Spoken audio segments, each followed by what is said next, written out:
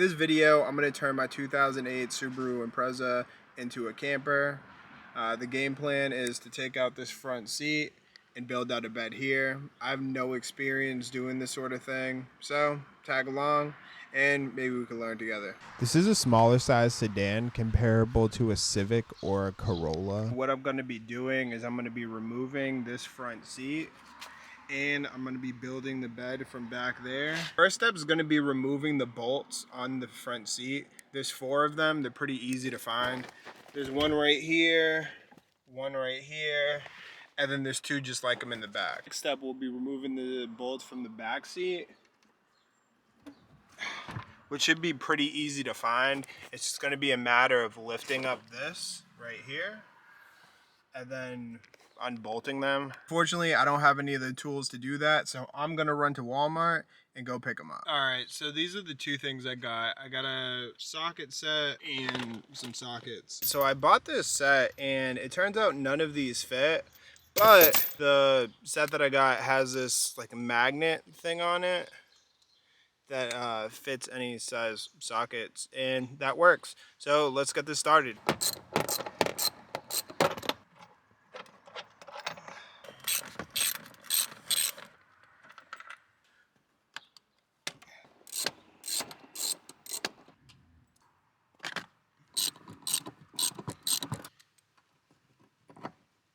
Ignore the sweat, I'm hot as f. We got all 4 bolts out. I did make one mistake though. I accidentally dropped one of the bolts in here. So we're gonna have to deal with that later. But for right now, the seat's moving.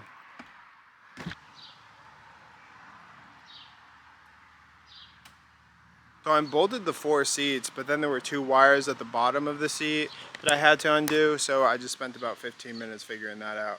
All right, now let's move the seat.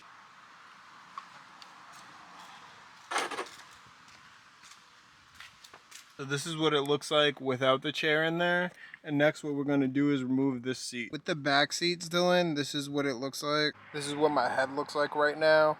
Once I have this open, I should be able to lay down completely. And then I'll probably have my head that way and then my feet this way. With the space that's open now, we got about 58 inches, so roughly 6 feet. I mean, I'm about 6'2", so I'll definitely need the extra space.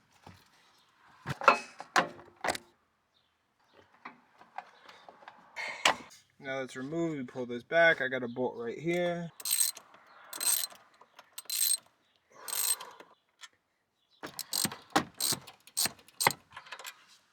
Alright, you guys saw me remove this bolt. There was another one up here that was held to this thing. But now the back seat is officially off. You can see that there's like a lump and it's uneven. I checked under here and there's just like a spare tire, so I think I'm going to remove this and I should have a nice flat surface that goes from back here all the way to the front. All I did was remove this front seat and we removed that back seat there. The next step is going to be looking at the trunk, removing the thing that gets it raised, and taking a couple measurements so I can figure out exactly what I need in order to build the bed frame. I accidentally recorded a good portion of video in slow motion so there's no sound, but in this video you can see me trying to remove that portion of the raised trunk. However, after removing this housing, I quickly realized that there's a bunch of wires and stuff under there, so the raised trunk is going to have to stay. Now that I've made that decision, I can start making my measurements to determine how I'm going to cut my wood.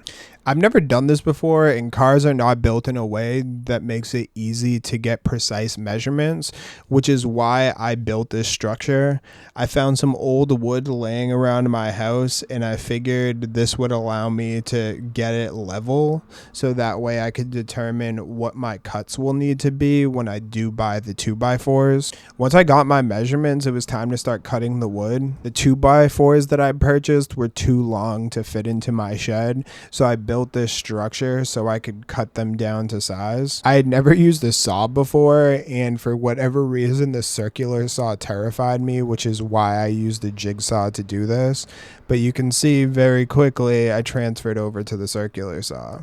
because this would allow me to get straighter and much cleaner edges. Alright, so I've been working on this all morning, and I think I finally got like one half of the platform down. If I just copy that, I should be able to have like the two sides of this platform. So there was a lot of trial and error with this, but we got it. So that's what it's looking like. So I'm gonna build another one of these. We got it balanced up. Alright, now let's build the other half.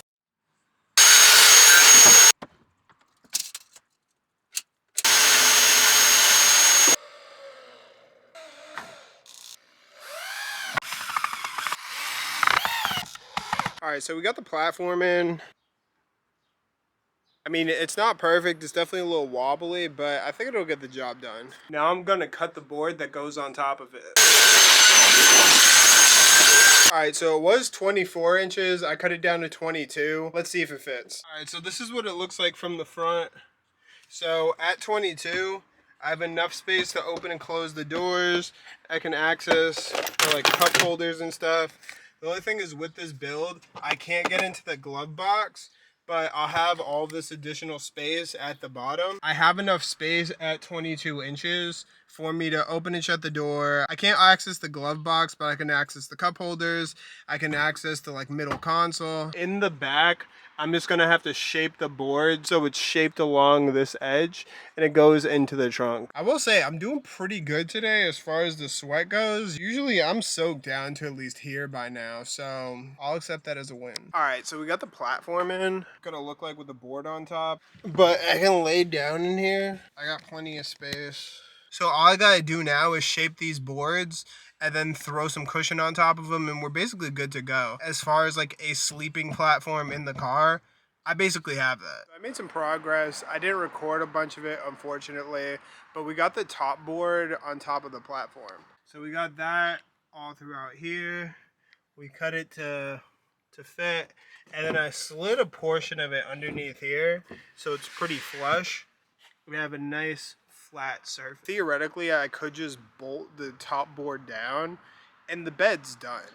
But I want to be able to open it so that way I have access to the bottom because there's a lot of storage. So that's how much space I have underneath that. So the sides hang over on this. So what I'm thinking is I need these to be able to open up like this instead of like this. Alright, so I measured it out. I'm gonna have two doors. So I'm gonna have a door right here, and there's gonna be another door right here. I don't know which way they're gonna open yet, but tonight I'm gonna make the cut.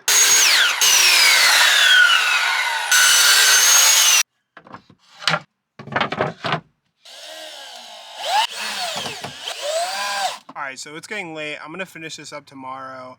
Basically, all I got is one cut on the back board, and then I have to install the hinges so I can open up the door. So the first hinge will go either here or here. Realistically, it's probably gonna go this way just because we got some jagged edges over here. And then this one's gonna open as well. Probably open like that. Then I'll have a small door, which isn't going to give me much access to anything, but I'll just be able to like stuff a few things under there. All right, so we're almost done with this build. I got all of the cuts in. All I have to do is put on the hinges.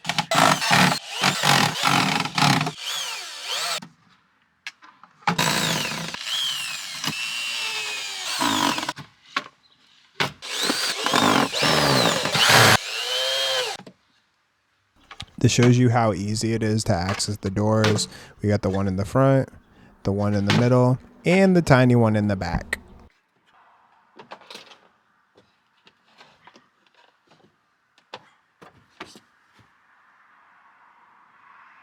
All I have to do is throw the cushioning and everything back up here, and that's pretty much it. The original hinge situation was like this, but the problem is I have 4-inch foam, so I'd have to cut off of the foam in order to open it. So now what I'm gonna do is have it open upwards. This is what the new setup's gonna be.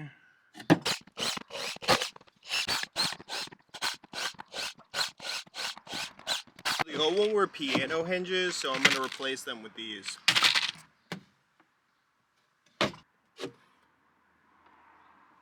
Now I'm gonna make the front windshield cover and the back windshield cover. To make these window covers, I used the double-sided reflective insulation. Here you can see me making all of the measurements and cuts. I only showed the making of the front windshield in this video, but I ended up doing this for all of my windows. The front windshield was slightly taller than the insulation, so I ended up having to add some extra height. The last step is spray painting one side of each panel, which adds a little bit of stealth. So it's currently the daytime, but this is what the inside of the car looks like. So I got my bed right here. We got the back window covers, the side window covers. And honestly, it's pretty comfortable. I set up, I'm in my car seat. I move over like this.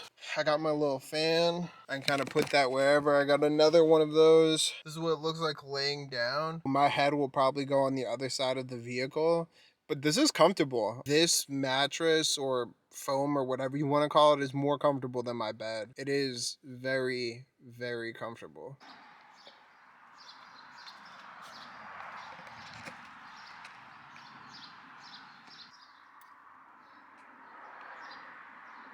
So the build is basically finished at this point. I'm gonna do my first trip slash test of the vehicle this weekend.